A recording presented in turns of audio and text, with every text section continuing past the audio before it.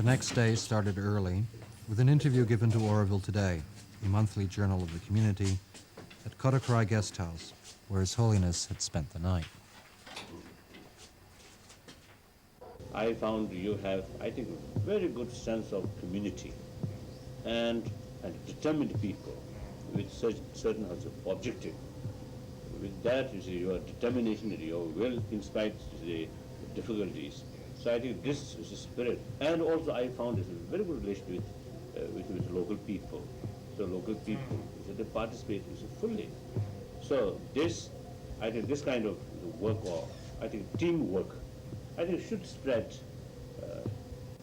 You can be believer or non-believer. That's up to individual individual case. It's an individual right. But there is no choice whether be a compassionate person or non-compassionate person. Because I believe to say compassionate motivation is the basis of our own happiness, basis of our own mental stability.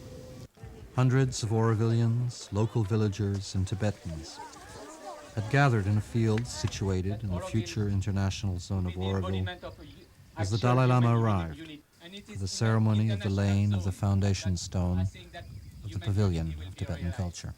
So I think for Auroville it's very, very important that His Holiness has come. He has brought with him the genius of Tibet, the secret of the Tibetans.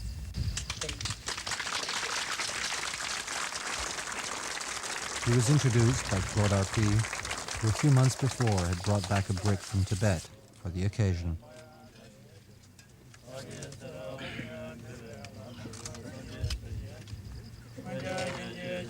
His Holiness cemented the 8-kilo brick in place, showing a great dexterity with both trowel and mortar, and as a deft final flourish, wrapped the salmon-colored hibiscus, the flower of Auroville, in a ceremonial Tibetan scarf.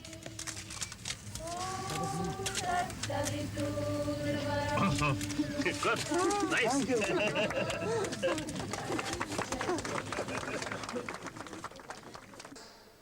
The nearby Sri Aurobindo Auditorium was filled to overflowing for his 40-minute talk on humanity and Buddhist ethics of compassion that ended with a passionate appeal for his people and his homeland.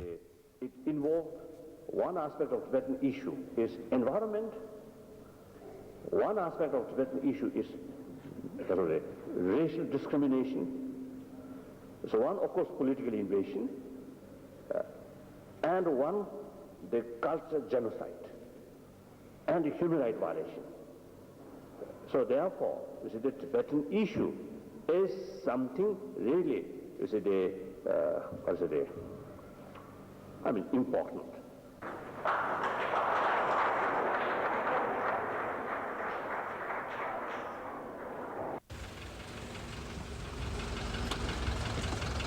The newly finished Auroville Information Center is entirely built with compressed earth bricks, arches and domes included, and serves as a demonstration site for various types of renewable and appropriate technologies.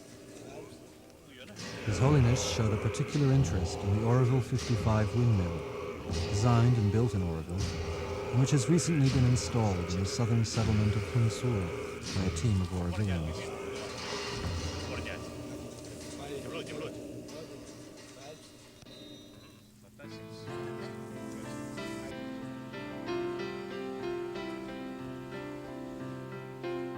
At the Center for Scientific Research, he observed a demonstration of how stabilized mud bricks used for the construction of the Information Center are pressed on the spot by a block-making machine that has been provided for use in most of the southern Tibetan settlements.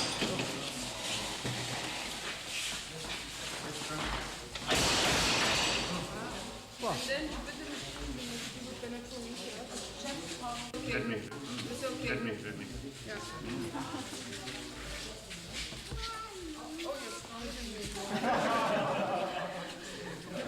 Just do that and press.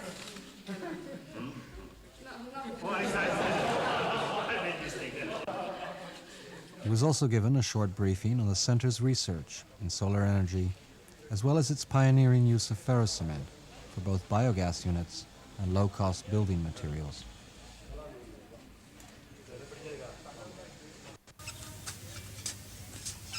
Inspired by the center's activities that have included series of trainings and workshops for groups of Tibetans, a similar project has been started with HUDCO funds in the Tibetan settlement of Mangob.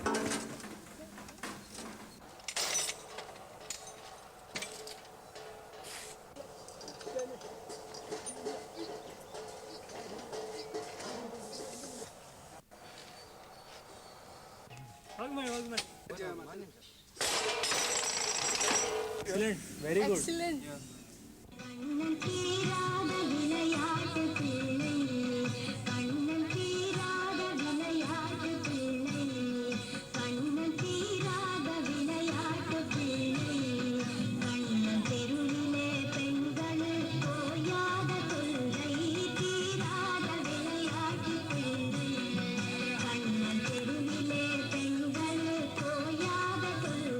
In this place, children would be able to grow and develop integrally without losing contact with their soul.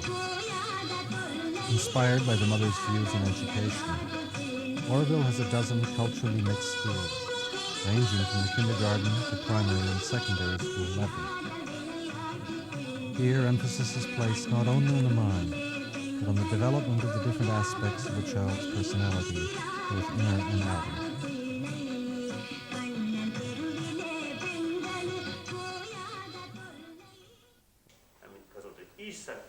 The teacher of each subject. First is they themselves must cultivate the genuine human feeling. Then each is a class when they conduct with student, they must demonstrate the basic human value and introduce day by day in the minds of children what's the basic human value. In a meeting and discussion with a group of Auroville teachers and students, His Holiness showed a keen interest in the challenges they faced in their approach to education and offered both encouragement as well as some sound advice mixed with both humor and common sense. Mentally or intellectually. So make every effort, thinking, planning is the highest goal, and it's a step after right. There are many different stages. So you see, they make clear in your mind some kind of blueprint.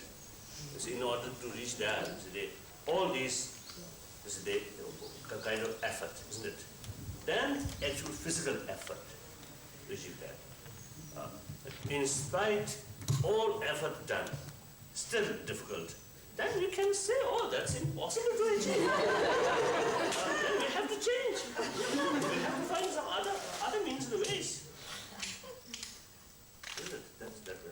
His visit brought joy and touched those who had the honor of being in his presence, as did his warmth, humor, and message of compassion, of which he is such a vibrant embodiment.